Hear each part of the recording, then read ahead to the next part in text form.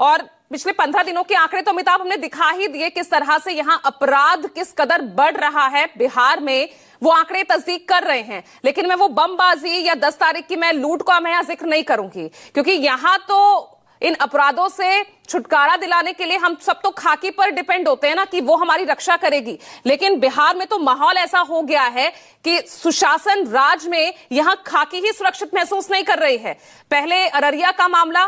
पिछले हफ्ते का, वो भी हम भूले भी नहीं, उसकी जांच अभी चल ही रही है कि मुंगेर में एक और एएसआई को निशाना बना दिया। अमिताभ,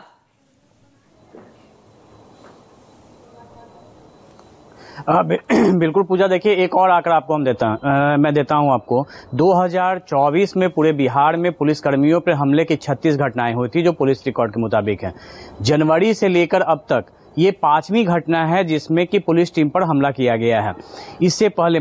बुधवार के दिन अररिया में जहां पे छापेमारी करने के लिए एक अपराधी को गिरफ्तार करने के पुलिस टीम पर हमला हुआ था, एएसआई राजीव रंजन की उसमें जख्मी हुए थे, बाद में उनकी मौत हो गई थी। और कल रात की घटना जो मुंगेर में सामने आई है कि यहाँ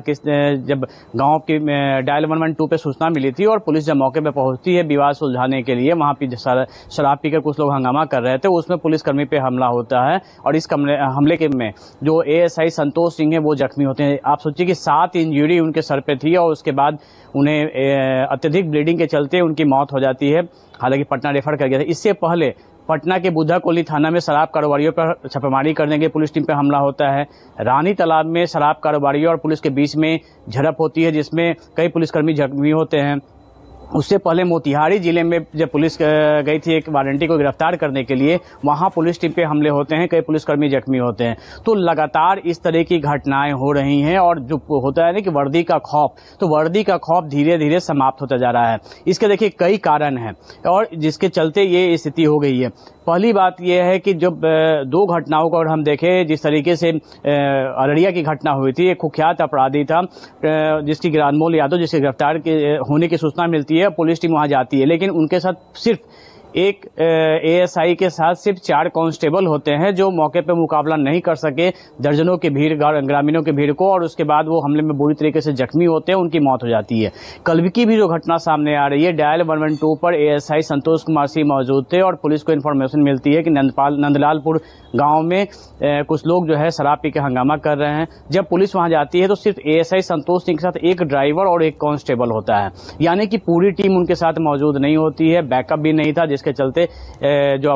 वहां पे जो भीड़ थी, जो अपराधी थे, उनका मनोबल बढ़ा हुआ था, उन्होंने पुलिस पर हमला कर दिया। तो ये लगातार घटना है, इतनी बहालियां हो रही हैं, पुलिस मुख्यालय से लगातार एसओपी जारी किए जा रहे हैं, लेकिन उसके बावजूद ग्राउंड लेवल पर हम देखें तो कहीं न कहीं जो सीनियर अधिकारी हैं वो मॉनिटरिंग नहीं करते हैं कि किस तरीके से रेड टीम को जानी चाहिए, किस तरीके से पेट्रोलिंग होनी चाहिए, जिसका नतीजा ये सामने आ रहा है। और इसमें सबसे बड़ी बात है कि जिस तरह से जो शराबबंदी हो, बालू कारोबारी हो, तो ये एक बड़ा मुद्दा है और पुलिसकर्मी ज्यादातर इन्हीं घटनाओं में वो शिकार बनते हैं, जो साफ तौर पे हाल की घटनाओं में देखा भी गया है। इसी वजह से पुलिस मुख्यालय ने भी एक एसओपी जारी किया था कि जब भी इस तरह की कार्रवाई में जाए, सीनियर ऑफिसर को इन्फॉर्म करके जाएं और साथ में बैकअप टीम जो है वो तैयार रखा जाए, लेकिन वो नहीं हो पा रहा है, जिसका नतीजा सामने साफ तौर पर दिख रहा है। रह गई बात की अपराध के बढ़ते ग्राफ का, देखिए लगातार बिहार में क्राइम के ग्राफ बढ़ते जा रहे हैं और सिर्फ पुलिसकर्मियों पे हमले के ही नहीं, हत्या की अगर हम बात करें, हत्या से लेकर लूट तक की घटनाएं बढ़ी हैं। होली के दौरान सिर्फ पिछले 24 घंटे के दौरान सिर्फ पटना जिले के हम बात करें तो 5 हत्या की घटनाएं घटी हैं।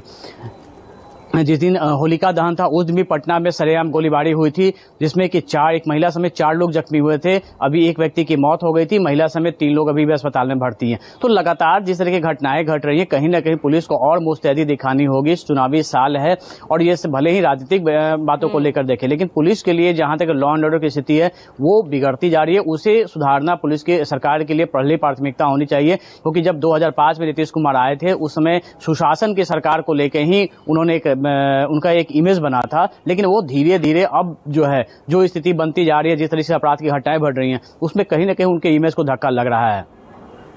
बिल्कुल, यहां पर इमेज पर धक्का लगा है और सवाल भी इसी को लेकर विपक्ष लगातार उठा रहा है। कहीं इसी अपराध को काबू पाने के लिए जिस सुशासन राज के बल पर लगातार 19 साल यहां पर सत्ता का लाभ उठा रहे हैं नीतीश कुमार, कहीं यही उनके लिए एक बड़ी चुनौती ना बनता नजर आए। फिलहाल तस्वीर ऐसी नजर आ रही है। तो